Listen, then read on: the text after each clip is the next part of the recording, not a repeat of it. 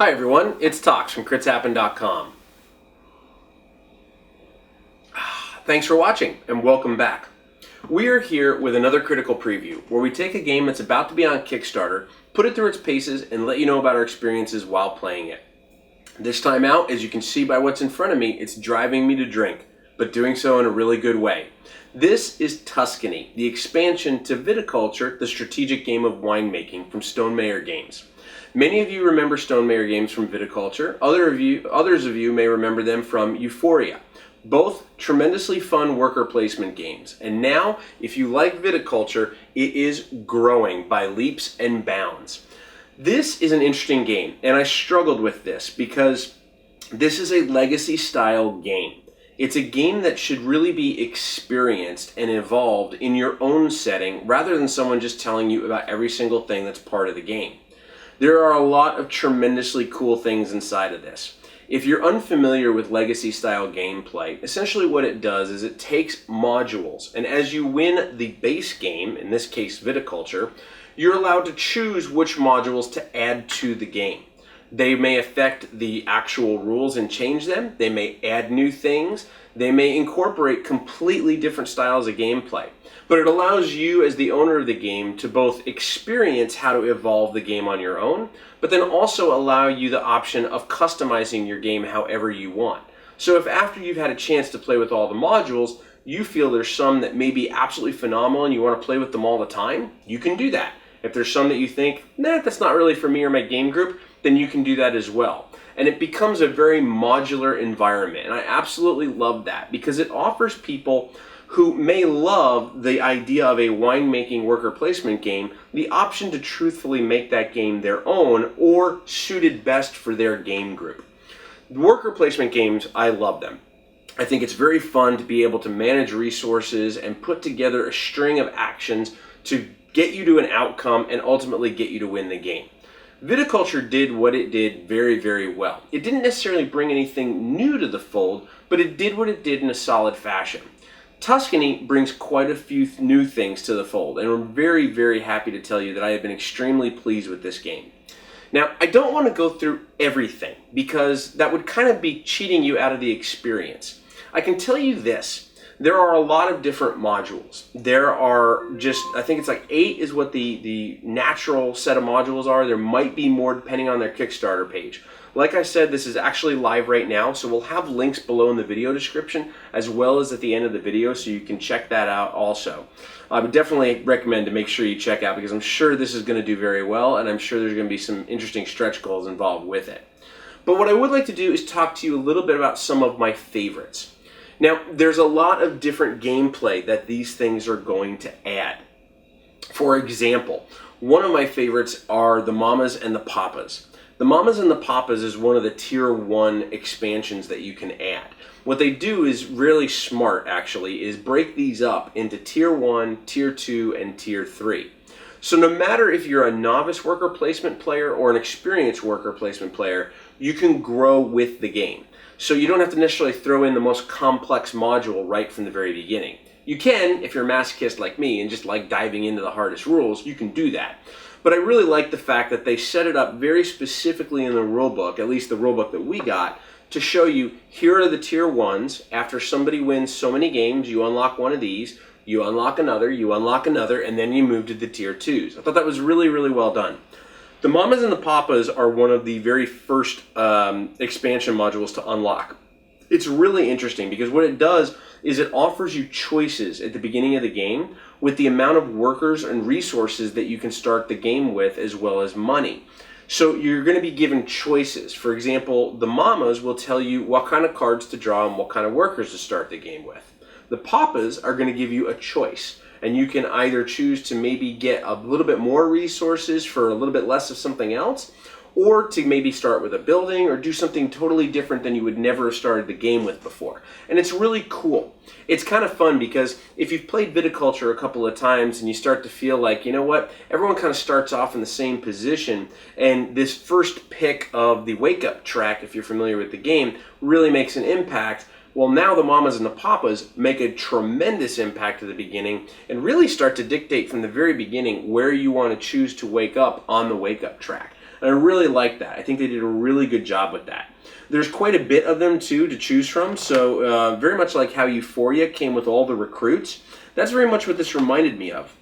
It reminded me of characters that provide me a different starting ability, which is what they do, but it gave me a little bit more of a flavorful feel of like the family running the winery, and I thought they did a really good job with that. Now, that's one of the Tier 1 modules. Now, in the Tier 2 modules, you have a lot of different things. There's actually, I think, let me just double check and make sure I got my numbers right. Yeah, there are 4 Tier 1s and 4 Tier 2s and then 3 Tier 3s. That's what my rules list. I'm just going by what was handed to me and not by what is on their Kickstarter page. So again, check their Kickstarter page out to make sure. But the Tier 2 has some interesting things, and the most important is actually sitting right in front of me. The most important is the extended board. Now, if you're familiar with viticulture, or if you're not familiar with viticulture, the way the game originally worked was there was a 2 phases in the game where you had spring and summer in one phase and fall and winter in another phase. And you could place your characters, your workers, in different phases, and then you would shift to the year. However, you could only use those workers once per year. So if you place someone in the spring or summer places, you weren't going to be placing them in the fall or winter places.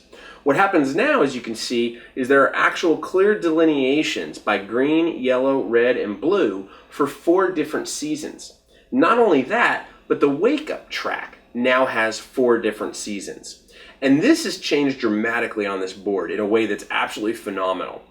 Before you had like not victory conditions, but you had bonuses that you would get by where you placed yourself on that wake-up track. It was by choosing who went first, and the later down you went, the more bonuses you got.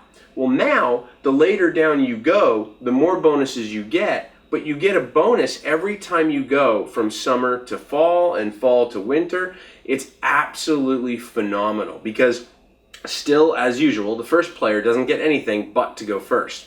The second player gets a little bit, he'll get some money. But from 3rd to 7th, there are some really challenging positions as to where you want to end up and how it could impact your gameplay.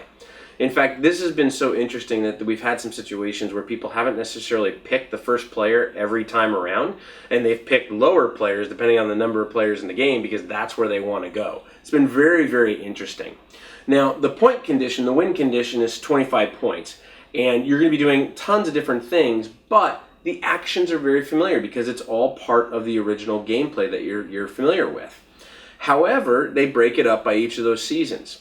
The final piece that I thought was absolutely phenomenal and a great addition to this tier, unlockable tier, is the influence map. There's a little corner here that has a little map, and you are able to use cubes to place influence in regions. And there's different actions you can take that'll result in what will happen, putting your cubes on there. But more importantly, whoever has the most influence is going to be able to gain victory points off of those areas. So aside from managing all of your workers and all of your actions out inside the vineyard, you also have to manage the region now. And that was a phenomenal addition. In fact, it blew me away how small this little area was, but yet how good and how rich of an experience it added to the gameplay. I really, really enjoyed that. This is one I would probably never play the game without this extended board again. I think that this is a really phenomenal, really, really cool and exciting module to add to it. Now, in addition, after you've unlocked all of these different modules, there is the original expansion that was offered with viticulture when the first Kickstarter was going on, which was arboriculture. And arboriculture offered you ways to make additional items to sell aside from wine. I really liked arboriculture. When we got it and we were playing that with the original viticulture expansion, I thought it added quite a bit to it. And we got to a point where we actually never played viticulture without it. The interesting thing now is after playing this game multiple times and unlocking all of the different types of modules that you can unlock, adding all of them together and arboriculture is quite a lot. It is quite a lot. Not so much that it's unruly, but it's just there's a lot to manage with all of that. I personally have found the most fun by combining Tuscany and viticulture, where you take one module from each tier and add that to the game. It makes for a really fun way to mix and match the game up, and you can play multiple times in the evening. That's one of the things I actually really loved about Viticulture originally, is it didn't take forever. I love worker placement games, but there's something about sitting down for 2.5 to 3 hours and losing that's really not that fun. Whereas a game like this, where you could play with 5 or 6 players in the course of an hour, maybe an hour and 15 minutes, maybe an hour and a half if players are new, and then maybe not win and go back and play again, but tweak it with changing these modules in and out, it was really, really well done.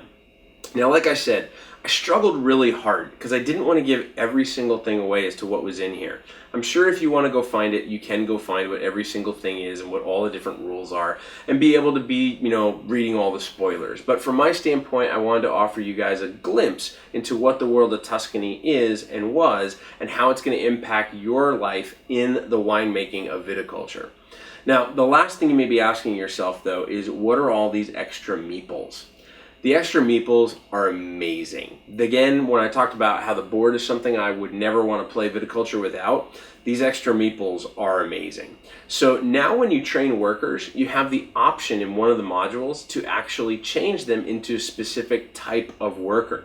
And they will have a specific result whenever they are used.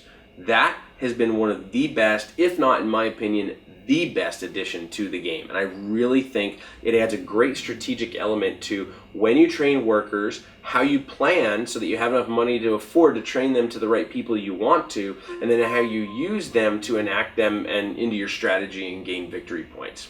Overall, I cannot recommend this one enough. If you have viticulture already and you enjoy it, this will just add to the flavor, pardon the pun, and give you more enjoyment. If you didn't get viticulture and you've been on the fence about it, maybe you thought it was something that didn't, it was lacking something or didn't quite have what you were looking for, I highly suggest to check out Tuscany. It's something that has provided a lot of enjoyment for us, whether we were playing the base game with only 1 or 2 modules or a lot of things thrown in all at once. And I will definitely give a big nod to Jamie and the guys at Stonemayer Games. They've done a really good job of taking something that myself and many other gamers like from Risk Legacy with that legacy style experience and bringing it into a worker placement game in a phenomenal way. This all comes together really nicely. Like I said, you may be someone who wants to play with everything and have a lot of complexity. You may be someone that only wants to tweak it just slightly and add a little bit to your experience. But in either direction, you're going to find fun inside the world of Tuscany. Let us know your thoughts. We'd love to know if you're a backer of this already, and if so, why? If not, is this the first time you're seeing anything about viticulture or Tuscany itself, and what do you think? Definitely feel free to leave your comments below in the YouTube channel. Of course, you can always chime in on Facebook, Twitter, or Google Plus by searching Crits Happen, or you can find us at our homepage at critshappen.com. But until we see you next time, we hope that you enjoy all of your winemaking times inside the world of Tuscany. Thanks so much for watching. It's good. Keep rolling those dice. We hope they're all crits.